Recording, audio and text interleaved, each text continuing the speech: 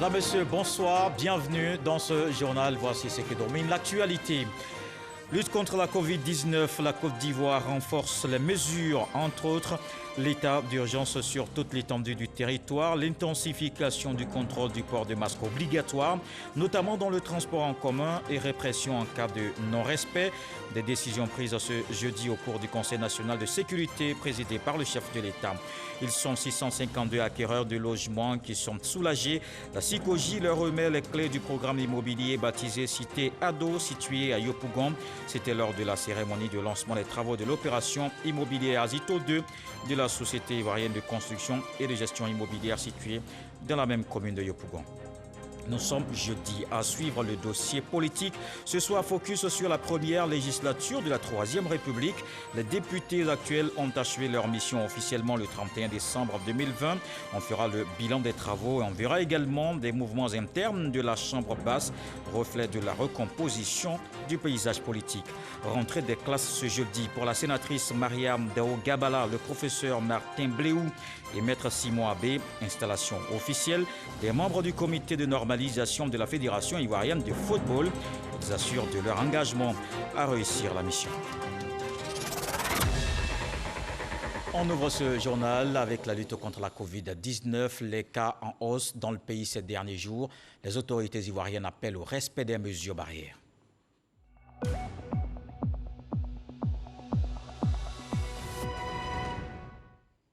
On fait le point, je vous donne les chiffres de ce jeudi. Le ministère de la Santé enregistre 154 nouveaux cas de Covid-19 sur 1330 échantillons prélevés, soit 11,6% de cas positifs, 252 guéris et pas de décès.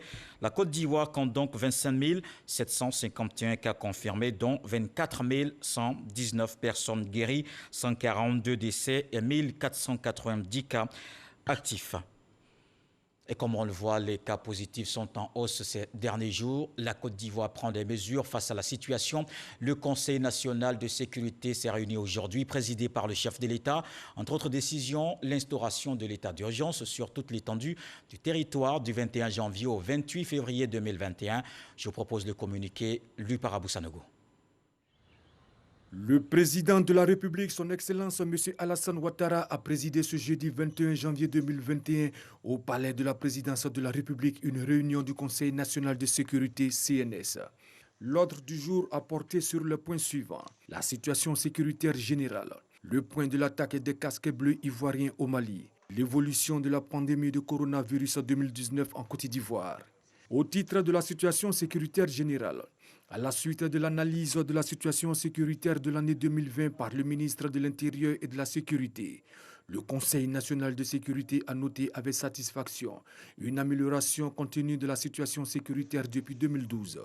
Cette amélioration de l'environnement sécuritaire résulte des importants moyens engagés par le gouvernement, conformément à la loi de programmation militaire 2016-2020 et à la loi de programmation des forces de sécurité intérieure 2016-2020 au profit des armées, de la gendarmerie et de la police nationale, qui sont plus professionnels et mieux équipés. Cette amélioration est due également aux opérations de sécurisation menées régulièrement par l'ensemble des forces de défense et de sécurité sur l'ensemble du territoire. À cet égard, le président de la République a félicité le Premier ministre, ministre de la Défense, le ministre de l'Intérieur et de la Sécurité, ainsi que les grands commandements pour les importants résultats obtenus. Il les a exhortés à finaliser les travaux en cours afin de doter notre pays de nouvelles lois de programmation militaire et de sécurité intérieure pour la période 2021-2025. Au titre de l'attaque des casques bleus ivoiriens au Mali, le chef d'état-major général des armées a fait un point de situation de l'attaque du contingent ivoirien survenu le mercredi 13 janvier 2021 au nord de Tombouctou, au Mali, dans le cadre de la mission multidimensionnelle intégrée des Nations Unies pour la stabilisation au Mali, MINUSMA, et de sa mission de remobilisation. Le bilan définitif de cette attaque fait état de 4 morts et 3 blessés dont l'état restait stable. Le président de la République, après avoir remercié les Nations Unies et le gouvernement malien pour l'hommage rendu aux soldats ivoiriens, a présenté ses condoléances aux familles endeuillées et formulé des vœux de prompt rétablissement pour les blessés. Il a par ailleurs instruit le Premier ministre à l'effet d'organiser un hommage national à l'honneur de ces braves et vaillants soldats le lundi 25 janvier 2021 à la place d'armes de l'État-major général des armées. Au titre de l'évolution de la pandémie de coronavirus 2019 en Côte d'Ivoire, le ministre de la Santé et de l'Hygiène publique a fait un point de l'évolution de la pandémie de coronavirus 2019 dans notre pays. Ainsi, à la date du 20 janvier 2021, la Côte d'Ivoire dénombrait 25 597 cas confirmés de la COVID-19 et 142 décès. Le nombre total de guéris est de 23 867. Le nombre de cas actifs est actuellement de 1588. Ces résultats qui traduisent une bonne maîtrise de la pandémie en Côte d'Ivoire sont parmi les meilleurs en Afrique et dans le monde. Le ministre de la Santé et de l'Hygiène publique a cependant fait remarquer qu'au cours des récentes semaines, une augmentation du nombre de cas positifs a été observée en Côte d'Ivoire. Cette augmentation s'explique essentiellement par le non-respect pendant la période des fêtes de fin d'année des mesures barrières, notamment le port du masque, la distanciation physique et le lavage des mains. Afin de maîtriser et juguler cette augmentation, sur proposition du comité de veille de la COVID-19, le Conseil national de sécurité, après analyse, a décidé des mesures suivantes. L'intensification du contrôle de l'obligation du port du masque, notamment dans les transports en commun, les services publics et privés et tous les espaces publics. La stricte application des mesures de répression en cas de non-respect des gestes barrières. La révision du délai de validité du test COVID-19 pour l'entrée et la sortie en Côte d'Ivoire qui passe de 7 jours à 5 jours. L'instauration de l'état d'urgence sanitaire sur toute l'étendue du territoire du jeudi 21 janvier au dimanche 28 février 2021. Par ailleurs, le président de la République a donné des instructions afin que le processus d'acquisition des vaccins anti-COVID-19 soit accéléré. Le président de la République a félicité tous les acteurs impliqués dans la lutte contre la pandémie et a exhorté les populations vivantes en Côte d'Ivoire à plus de responsabilité, de discipline et de civisme quant au respect des mesures barrières. Fait à Abidjan le jeudi 21 janvier 2021. On reste avec Abou Sanogo. Il en parlait d'ailleurs à l'instant dans le communiqué du Conseil national de sécurité. Nos forces sont engagées au Mali. Les hommages se multiplient après l'attaque qui a eu lieu au sud de Tombouctou dans le cadre de la MINUSMA. 4 soldats ivoiriens ont perdu la vie. Ce sont les premiers à être tués au combat à l'étranger. Le chef d'état-major général des armées a rencontré les parents pour leur témoigner le réconfort de toute la nation. Arrivés à l'état-major général des armées, les visages endeuillés, les parents des victimes de l'attaque des casquettes bleues ivoiriens au Mali, encore sous le choc, ont été reçus par le général de corps d'armée Lassina Doumbia, chef d'état-major général des armées, ce mercredi 20 janvier. Cette action intervient quelques jours après sa visite auprès de ses hommes au Mali, précisément à Tombouctou. L'objectif restait le même, traduire la compassion de toute la nation et des forces armées aux familles des disparus. Il les a assurés de son soutien avant, pendant et après les obsèques. Il leur a en outre expliqué les circonstances dans lesquelles leurs enfants, maris, frères, oncles, neveux ont perdu la vie. L'engin dans lequel ils se trouvaient a marché sur un engin explosif improvisé lors d'une mission. C'est toujours difficile pour un chef de perdre des hommes. Quand vous envoyez des gens en mission, vous espérez que tous vous reviendront au terme de la mission. Mais il y a ce que nous souhaitons. Il y a ce que Dieu décide. Et on ne peut que s'incliner devant la volonté de Dieu. Nous ferons tout ce qu'il faut pour leur rendre des honneurs à la hauteur du sacrifice qu'ils ont consenti. Le général de corps d'armée Lassina Doumbia a aussi informé les parents des victimes qu'une cérémonie d'hommage militaire a déjà été faite en leur mémoire le mardi 19 janvier dernier au quartier général de la MINUSMA à Bamako par l'ONU et l'État malien. Et ils ont reçu à cet effet la médaille d'honneur des Nations Unies à titre posthume. La compassion du chef d'état-major général des armées n'a pas seulement été traduite par des mots, mais aussi par un soutien financier à hauteur d'1 million de francs CFA, remis séance tenante aux familles de défunts pour les premières démarches funèbres. Les familles éplorées, soulagées par ce geste, ont exprimé toute leur gratitude au chef d'état-major général des armées pour son soutien à travers l'aide qu'il leur apporte dans ces moments difficiles que traverse l'ensemble des familles. Au cours de cette rencontre, le programme des obsèques a été connu. Jeudi 21 janvier, audience accordée par le Premier ministre et ministre de la Défense Ahmed Bakayoko aux familles des victimes. Vendredi 22 janvier, Arrivée des dépouilles par voie aérienne à la base aérienne d'Abidjan à 17 h. Lundi 25 janvier, cérémonie d'hommage national à l'état-major général des armées en présence du chef de l'État Alassane Ouattara, chef suprême des armées, à la suite de laquelle les dépouilles seront remises aux familles.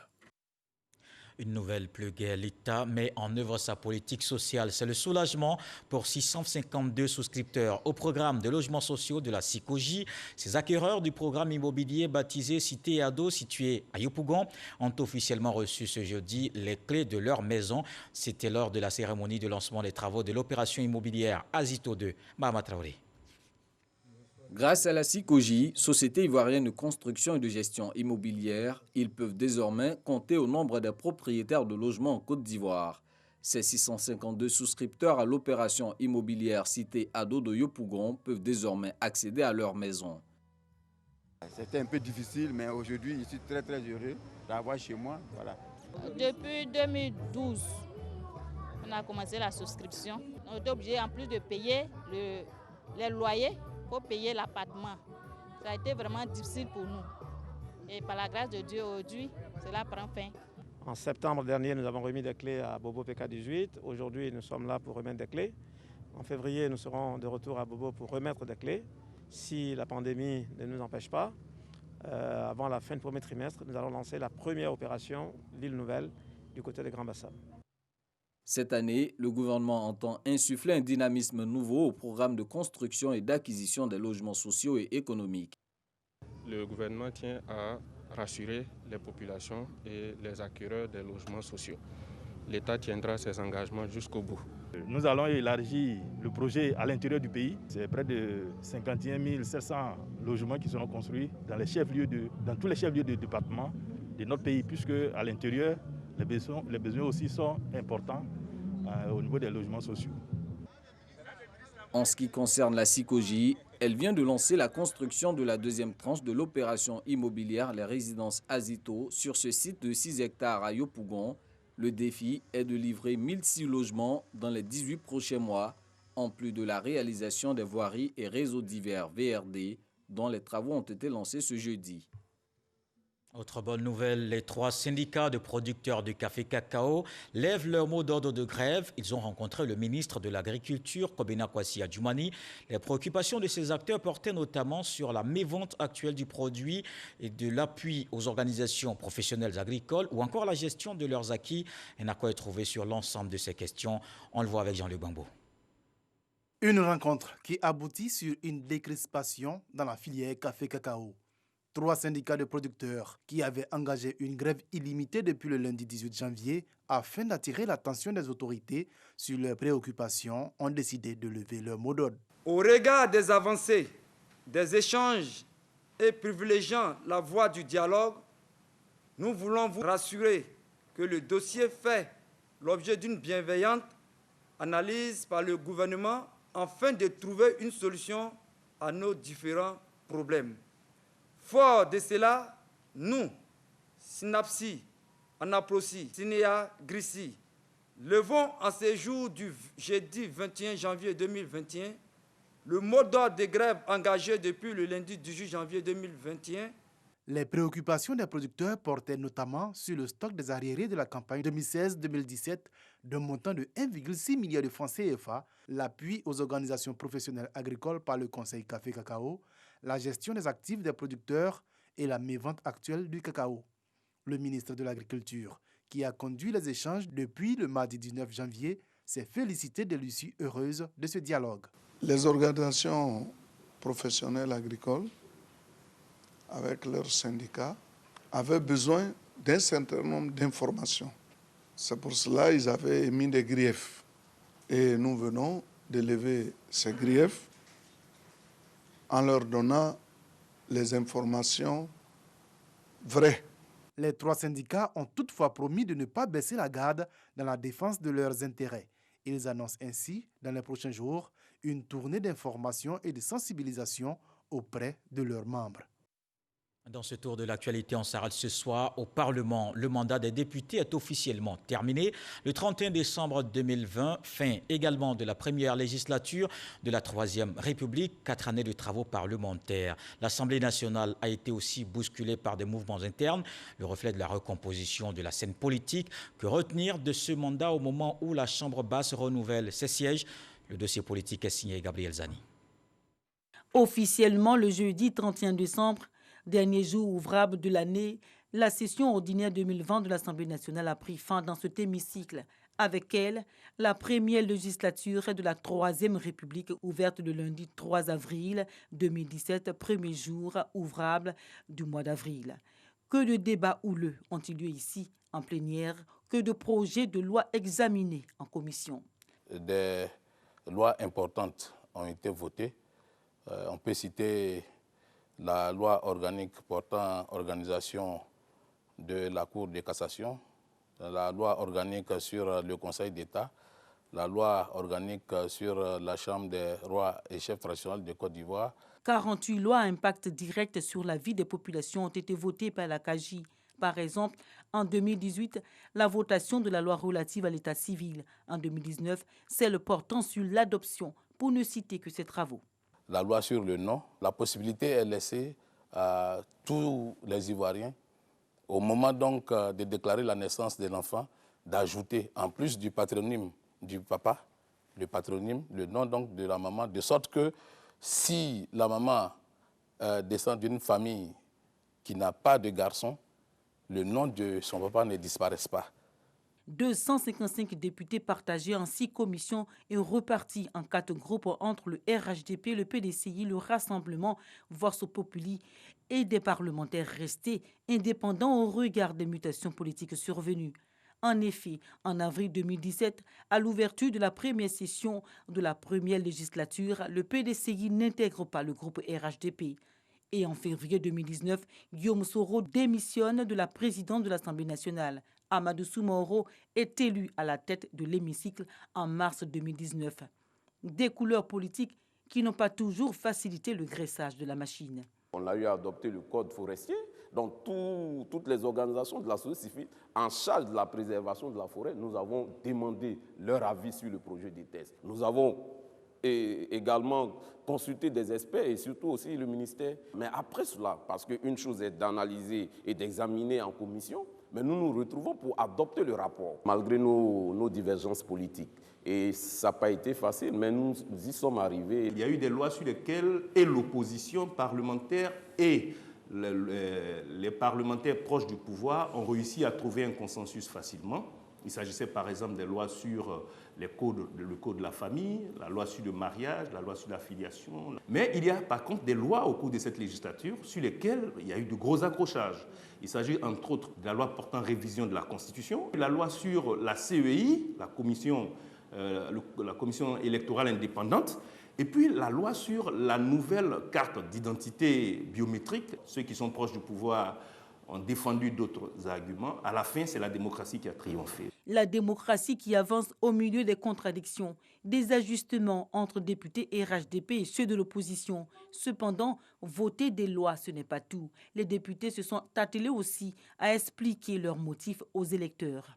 Nous avons donc procédé à une invitation de masse des associations, des populations de Yopougon, afin de leur expliquer donc, la fin de session. Il leur expliquer le contenu du travail parlementaire qui a été fait, essentiellement donc, dans le cadre donc, de la commission des finances, expliquer les investissements qui sont prévus ville par ville, quartier par quartier, département par département. Et cela a permis aux populations de comprendre exactement où les investissements sont situés. Des électeurs toujours partagés sur le travail de cette première législature pendant que s'annonce le renouvellement des députés en avril prochain. Les députés, nous plaçons nos confiance à eux, mais en retour, nous ne recevons rien d'eux. Donc pour moi, ils luttent pour leur propre intérêt, pas pour la nation. L'ancienne législature a fait ce qu'elle peut faire. Aujourd'hui, il y a de nouvelles élections pour renouveler l'Assemblée nationale. Donc je pense que les députés soient conscients que c'est le deuxième pouvoir de la République et qu'ils doivent penser à construire la nation que de s'attacher à des partis politiques. Des attentes des Ivoiriens grandissantes d'année en année du fait de l'urgence des besoins. L'Assemblée nationale fait l'effort d'en tenir compte en contrôlant l'action du gouvernement. Nous avons pu voir défiler devant l'Assemblée nationale un certain nombre de membres du gouvernement. Je vais citer par exemple le ministre de la Santé à l'occasion du déclenchement de la crise de la Covid-19 pour expliquer aux députés ce que c'était que cette maladie-là et surtout les mesures qui sont prises pour préserver la santé des populations. Nous avons vu passer également la ministre de l'Assainissement pour expliquer aux députés les actions qui sont menées par le gouvernement pour préserver les populations des inondations qui ont eu cours à l'occasion des pluies diluviennes qui se sont abattues non seulement sur la ville de l'Abidjan, mais aussi sur tout le pays. À l'hémicycle, il n'y a pas que les lois, la représentation des populations ou encore le contrôle de l'action gouvernementale. Il y a aussi la diplomatie parlementaire qui fait partie aujourd'hui du rayonnement de la Maison des députés. L'Assemblée nationale participe à un certain nombre d'organisations interparlementaires où elle entend faire valoir son positionnement, elle entend faire valoir son avis sur les grandes questions qui préoccupent le monde. Au niveau de l'Assemblée parlementaire de la francophonie, un certain nombre de mesures ont été édictées et la Côte d'Ivoire a participé à la prise de ces mesures-là sur la façon dont le Parlement devrait fonctionner à l'aune de la crise sanitaire que connaît le monde. Amadou Soumaoro, le président de l'Assemblée nationale, prend la présidence de l'APF, Assemblée parlementaire de la francophonie, en juillet 2019, plébiscitée par ses pairs. D'intenses activités de repositionnement du travail des 255 députés élus en 2016. Dans cette législature exceptionnelle de 4 ans au lieu de 5, selon les dispositions transitoires de la Constitution de 2016, 173 lois ont été votées au total. Le dossier politique, le point de la première législature de la Troisième République et au nombre des acquis de cette législature, le CNDH qui a lancé l'Université des droits de l'homme, un cadre de formation dans ce domaine destiné à l'ensemble des acteurs de la société civile désireux de se former sur la thématique. Ce jeudi, c'était le lancement des programmes 2021. Les auditeurs de la dernière promotion ont reçu leur parchemin en présence du ministre de la Réconciliation, Laure Goetti. 80 auditeurs reçoivent des parchemins de l'Université des droits de l'homme, l'UDDH, après des formations sur la thématique des droits de l'homme. Aujourd'hui, c'est de la joie, c'est une satisfaction pour nous d'être formés dans cette université et avoir des rudiments nécessaires pour défendre les droits des hommes et aussi connaître nos droits. Nous avons beaucoup appris en ce qui concerne les thématiques des droits de l'homme. Et comme nous savons que la question des droits de l'homme est une question majeure, nous sommes vraiment sortis heureux de cette formation-là. Cette cérémonie de remise d'attestation marque l'ouverture de la session 2021. L'invité spécial, Kwadwo Konambertin, a prononcé la conférence inaugurale de la 6e session sur le thème « Droits de l'homme et cohésion sociale en Côte d'Ivoire, quelle stratégie d'action pour une réconciliation réussie et une paix durable ?» Les droits de l'homme sont l'expression d'exigences humaines fondamentales et se réfèrent donc à la notion de dignité et d'égalité de la personne humaine. Les droits de l'homme sont des garanties juridiques universelles qui protègent les personnes et les groupes de personnes. Selon la présidente du Conseil national des droits de l'homme, CNDH, initiatrice de ce projet, la session 2021 va connaître des innovations. L'UDDH a signé 2 conventions en 2020. L'une avec l'Université virtuelle de Côte d'Ivoire pour permettre à ceux qui sont à l'intérieur du pays et ceux qui ne peuvent pas se former en présentiel à l'Université des droits de l'homme du CNDH de le faire à travers les techniques de l'information et de la communication. L'autre avec l'Institution nationale de formation judiciaire. Initiée en 2018 par le CNDH, ce sont 543 auditeurs au total qui ont bénéficié des formations de l'UDDH. Ces formations en session ordinaire et intensive sont initiées dans le but de répondre à des besoins de connaissances en matière des droits de l'homme. Sont concernés magistrats, avocats, officiers de la gendarmerie et de la police, enseignants, étudiants et membres de la société civile. Ces experts formés sont aussi appelés à contribuer à la paix. Il y a 2 mois ont eu lieu les affrontements intercommunautaires dans le village de Teiri. La secrétaire d'État aux droits de l'homme rencontre les populations. Emezebeyou appelle à la cohésion sociale. Éric Goré. La secrétaire d'État chargée des droits de l'homme dans le village de Teiri. Village situé à 33 km de Gagnoa pour échanger avec les populations sur l'importance du vivre ensemble. Après quelques tensions enregistrées lors du scrutin présidentiel du 31 octobre dernier. Ces vives tensions ont causé des morts, des blessés et des dégâts matériels énormes. Il faut vite tourner la page. Un message de paix, de réconciliation et de pardon. Je les ai appelés à exhorter à la tolérance et à l'acceptation de l'autre dans la différence. En prévision des élections législatives, il était bon de mon devoir de venir les voir et pour leur dire de respecter le droit de chacun. Nous avons rencontré la communauté BT et nous allons maintenant de l'autre côté rencontrer la communauté halogène pour échanger avec eux sur les différents points, pour faire en sorte que le vivre ensemble puisse revenir à tous les membres de la population pour que ça puisse, ils puissent être ensemble. Il s'agissait pour la secrétaire d'État chargée des droits de l'homme d'appeler autochtones et halogènes à fumer le calumet de la paix pour que la confiance revienne dans cette localité. Le gouverneur du district autonome d'Abidjan prône aussi la paix. Robert Grimambé a reçu une délégation des IBEB du Kosrou. Elle est conduite par leur porte-parole Frédéric Gramel. Le gouverneur avait parrainé la cérémonie du 26 décembre 2020 au cours de laquelle les IBEBou ont montré leur attachement à leur culture et à la cohésion sociale. Robert Grimambé a pris l'engagement d'aider au développement de Kosrou. Et puis la nouvelle année est une occasion pour le ministère de la Communication de faire le point des activités et envisager les perspectives 2021. Ce jeudi, il s'est tenu une cérémonie avec les organisations professionnelles.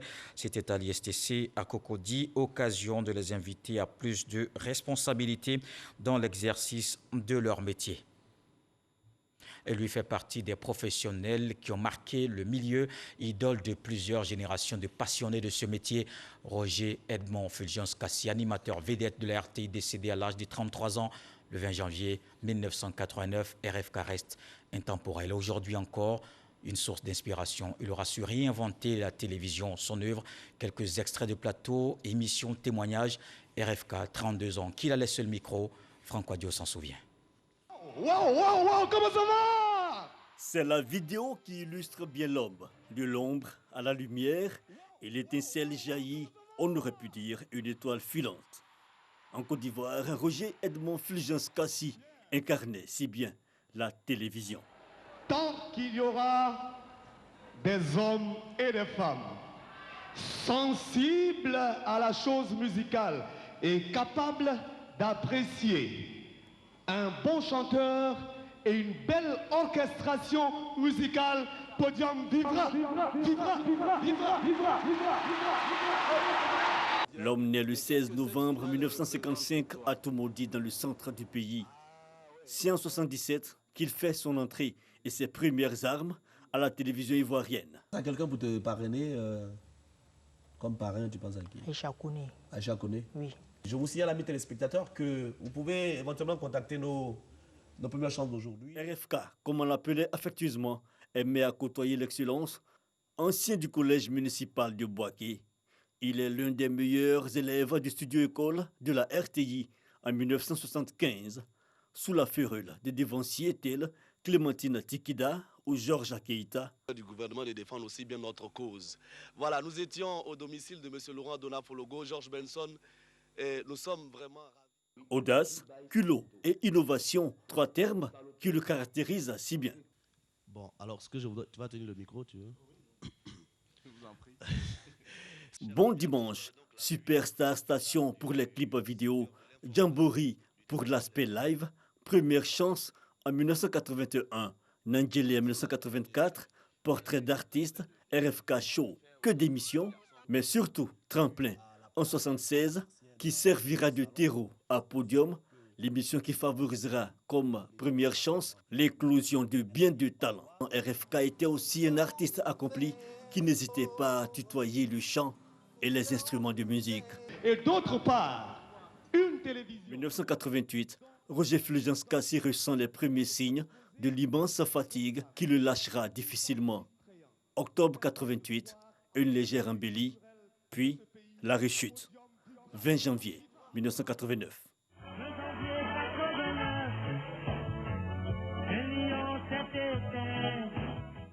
Sa dernière demeure, Kokumbo, son village, Roger Edmond Fulgence Kassi s'en est allé à l'âge de 33 ans.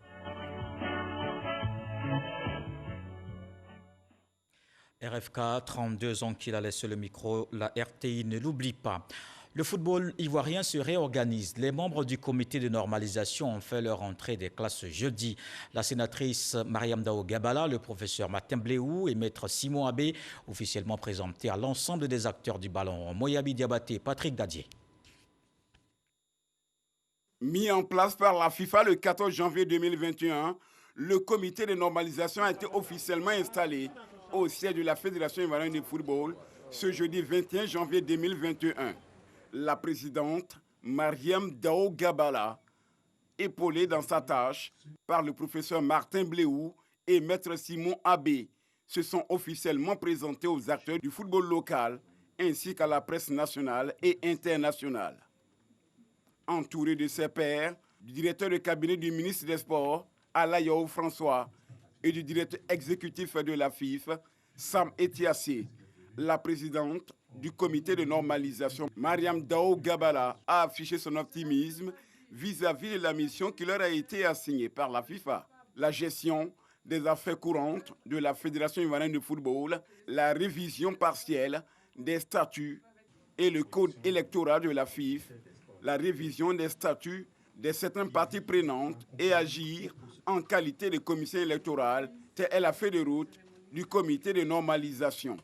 Mettant les petits plats dans les grands, autour des valeurs de transparence, de responsabilité citoyenne et de professionnalisme, la présidente du comité de normalisation a promis rencontrer les parties prenantes à la crise du football ivoirien dès la semaine prochaine.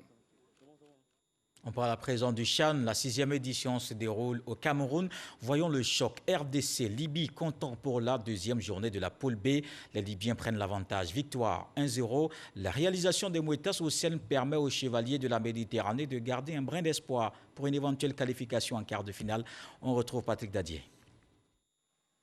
Seulement 6 minutes après l'entame de la rencontre, la Libye donne le ton avec le but du capitaine Mouettaz Ouessaïn.